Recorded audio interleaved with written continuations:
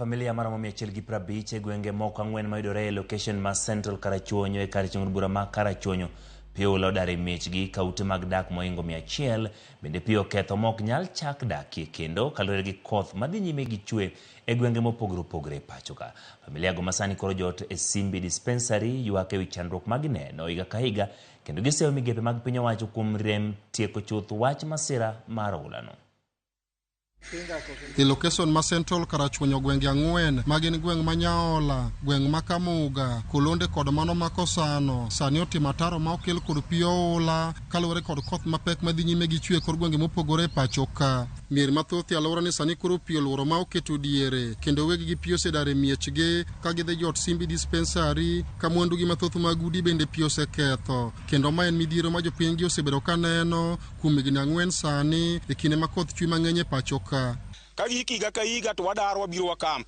Wabedo gi shida gi nyithindo seche moko wakamp e skul to yudo ka skul be koro nyithindo yawo nitiere skul kanyo koro kama ji ringi dhi chwe wigi onge. Chuno wan wabiro e osiptal kama koro watie ka sani ni.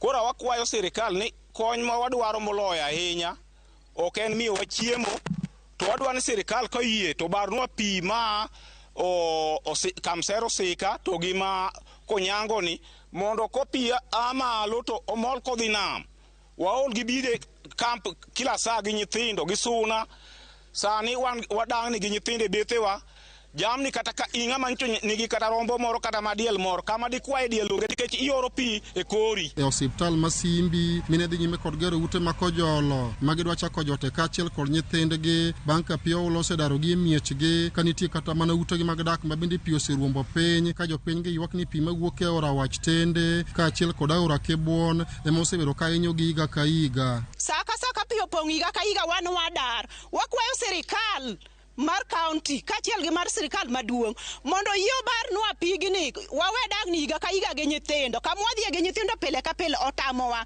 sani kata yuto mwanyalo yuto onge kama wayutie ka pi opong' to waringo wabro kamp Simbi Dispensary nikech tite kaka an gi nyathi ma ja higa 5 kaka natimra onge gi nyathi gi rombo nan be nodhi kaka natimra onge. Jopiny gi masani koro pi osedare miechgi ywak ni masira ni oweyogi kod lwetgi nono nikech kata mana puothegi bende pi ywaro kod cham e igi ka giwacho ni chiemb kony ma osebedo ka imiyogi e kinde ma pi odaro gi miechgi ok nyal konyo tieko chutho wacho oulano.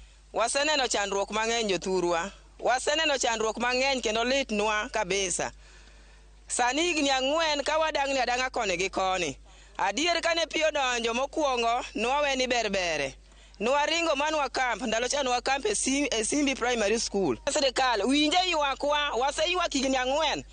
Winje ywakwa mondo ine kaka itimowa barnwa uru pi mondo pi mahinyowa ni adier ka wakamp kama wan chiemo gi matimonwa onge nikech chiemo kokel en chiemo matimo ang'o makalo ng'ama konyowa en ng'ama onego barnwa pi mondo pigni oyud wang'e odonj godo kuma onyalo dhiye. E kambi kama koro gi joteni ngimagi ni kama rach mokalo kaluwore kod onge mag chope ma ginyalo tiyogo kod onge mag gigo ma ginyalo tiyogo e rito ler ka ruoth mag gweng'ni to kwayo sirikal mondo yie okonye e familia gi. Ute chiegni 150 mobedo affected kendo moringo mobiro ma wantiere godo kamp kaeri. To sani wadwaro kony mar weche mag tuoche mondo wane kaka jowa ginyalo geng' tuoche manyalo chandogi e kamp ka. Wadwaro yedhe kata bende chiemo wadwaro kata kopo ni wadwaro ni permanent solution to jowa gi nyaka yud gimoro ma gichamo. Alia Beach, Ramogi TV, Homa Bay.